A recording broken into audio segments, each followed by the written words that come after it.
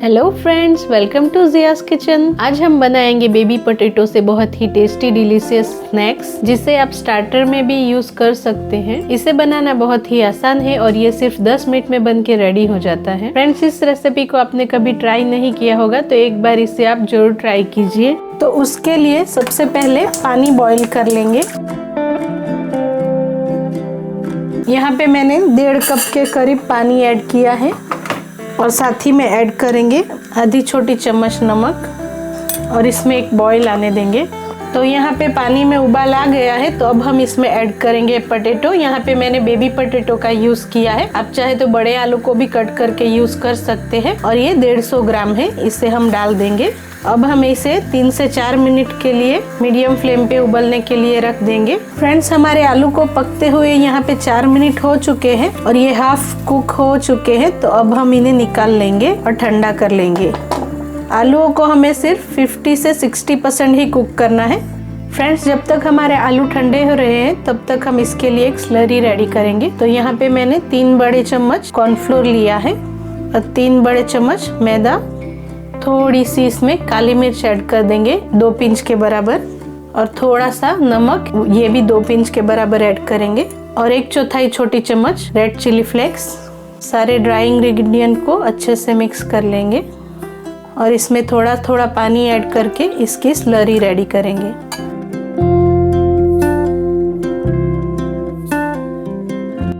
हमारी स्लरी यहाँ पे अच्छे से रेडी है। मैं आपको इसकी कंसिस्टेंसी बता देती हूँ एक बार। आप देख सकते हैं हमारी स्लरी चम्मच को अच्छे तरह से कोट कर रही है। तो हमें इस तरह की थोड़ी सी गाढ़ी स्लरी चाहिए। अब हम इसमें ऐड करेंगे थोड़े से धनिया पत्ती, जिसे मैंने चॉप कर लिया था बारीक, और इसे भी मिक्स करके अब हम इस स्लरी को साइड में रख लेंगे। यहाँ पे हमारे आलू अब ठंडे हो गए हैं और मैंने इन्हें एक बाउल में निकाल लिया है और इनका सारा पानी सुखा लिया था। अब हम इसमें ऐड करेंगे नमक आप अपने स्वाद अनुसार ऐड कर सकते हैं। ध्यान रखिएगा फ्रेंड्स, जब हमने आलूओं को बॉईल किया था तो इसमें थोड़ा सा हमने नमक ऐड किया था, तो इस स्टेज पे आप अपने हिसाब से नमक ऐड कीजिएगा। और साथ ही में ऐड करेंगे 1 बड़ा चम्मच शेजवान चटनी। अब हम नमक और शेजवान चटनी को आलूओं के ऊपर अच्छे से कोट कर लेंगे। तो हमारे आलू अच्छे से कोट हो गए हैं शेजवान चटनी के साथ। अब हम इन्हें साइड में रख के आगे की प्रोसेस करेंगे। तो यहाँ पे हम लेंगे स्टिक्स और इसमें हमारे आलूओं को लगा लेंगे। तो हाथों की हेल्प से एक एक आलू को स्टिक में हम इंसर्ट करते जाएंगे।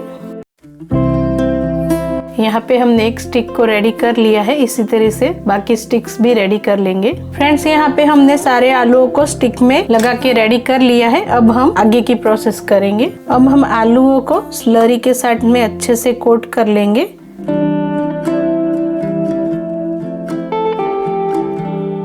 और वापस से ब्रेड क्रम्ब के साथ में कोट करेंगे। आप देख सकते हैं फ्रेंड्स, ब्रेड क्रम्ब के साथ हमने अच्छे से आलू को कोट कर लिया है। तो इसी तरह से सारी स्टिक को हम रेडी कर लेंगे। यहाँ पे हमने सारे आलूओं को अच्छे से कोट करके रेडी कर लिया है। अब हम इन्हें फ्राई करेंगे। यहाँ पे एक पैन में ऑयल गर्म होने के लिए रख देंगे मीडियम फ्लेम पे हमारे पोटैटोस को फ्राई करने के लिए। ऑयल हमारा अच्छे से गर्म हो गया है, तो अब हम इसमें एक एक करके सारे पोटैटोस को फ्राई करेंगे। सारे पोटैटो को हमने तेल में ऐड कर दिया है। अब हम इसे 2 से 3 मिनट तक ऐसे ही छोड़ देंगे, बाद में इसे टर्न करेंगे। हमारे पोटैटोस को फ्राई होते हुए 3 मिनट हो गए हैं, तो अब हम इसे धीरे से टर्न कर लेंगे।